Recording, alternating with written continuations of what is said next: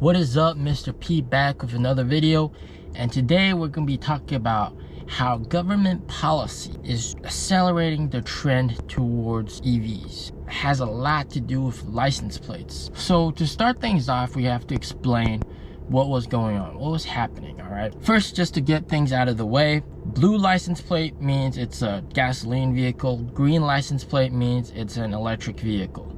Simple as that. Just got to get that out of the way. All right, we got to first rewind back to like 2008 and early 2007. That was when everybody was starting to get their own automobile. And what happened was that in Beijing, there was a overwhelming amount of traffic. It was bad traffic jam. There were too many cars and the pollution was bad. The government thought, hey, how do we solve this problem? So what they did was, if you don't have a Beijing license plate, you can't go into the city.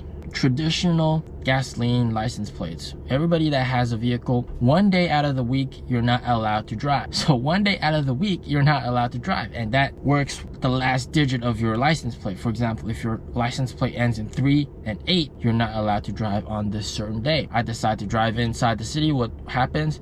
Well, they have these CCTV cameras that automatically detect your license plate. They know that, oh, you're not supposed to be driving today, and you'll be hit with a 100 RMB fine. It's not a lot, it's like roughly $15 US, and this caused its own problems because, you know, some people, they gotta work on that day, they need to drive on that day. So what happened was they bought a second vehicle that has a different license plate.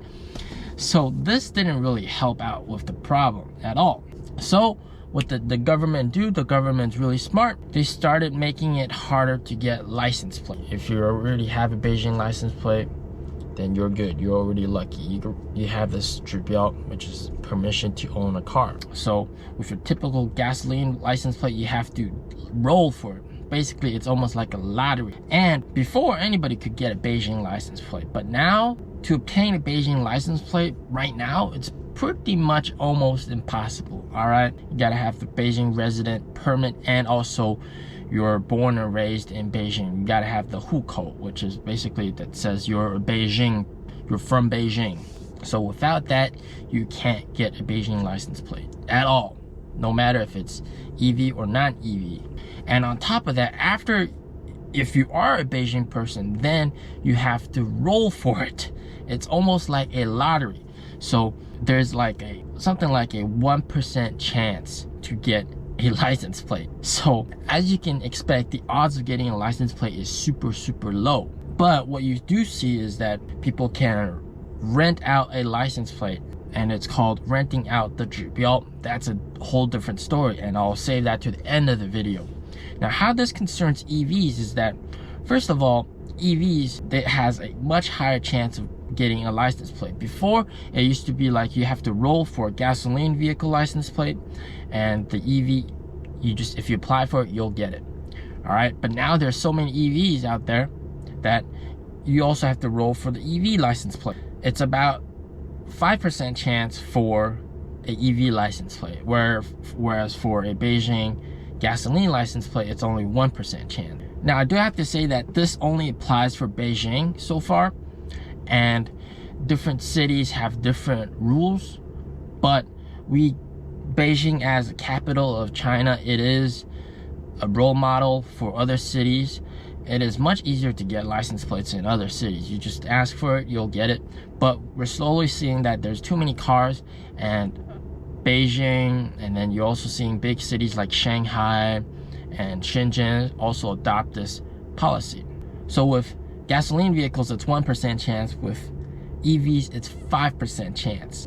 So as you can tell, it's really hard to even get the permission to own a vehicle because there's just too many vehicles out there. But with EVs, you're going to have a much higher chance. So that's the first reason why EVs are more in favor. And the second thing is, remember how I told you about with the gasoline license plate, every week there's one day in every week that you can't drive it? So that's one downside to gasoline cars. There's always one day in the week you're not allowed to drive. But with EVs, there's no restriction. If you have a green license plate, any day of the week you can drive it. You'll be perfectly fine. So that's pretty nice. So on top of having a high percentage chance of getting a EV license plate, there's also no restriction on how many days of the week you can drive it.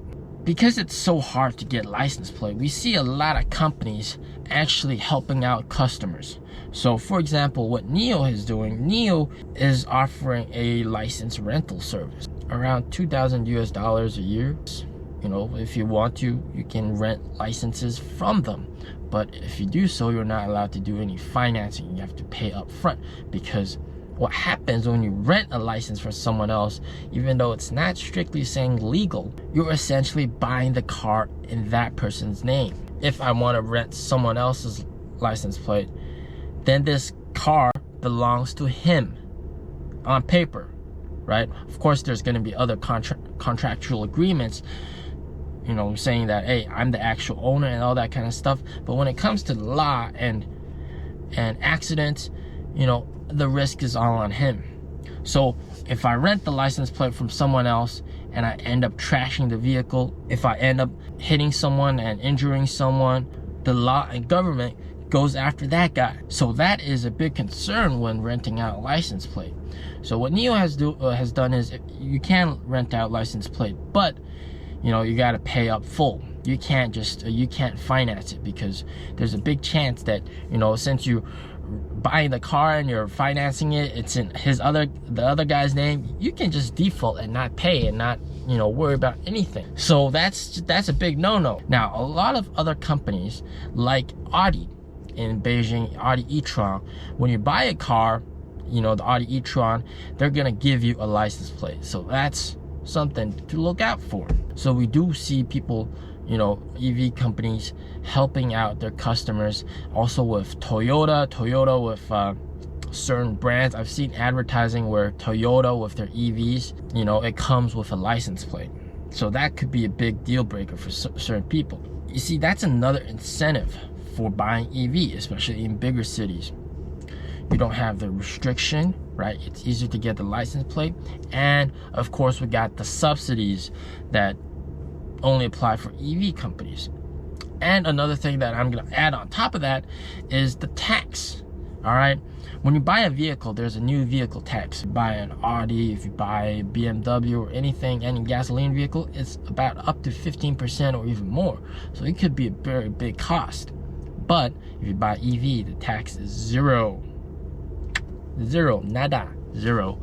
So that is another big selling point. So all this combined, you know, each thing by itself might not be a lot, but everything combined, you see that there's really just a much bigger incentive to purchase an EV vehicle instead of a gasoline vehicle. And they're making it almost impossible to purchase a gasoline vehicle.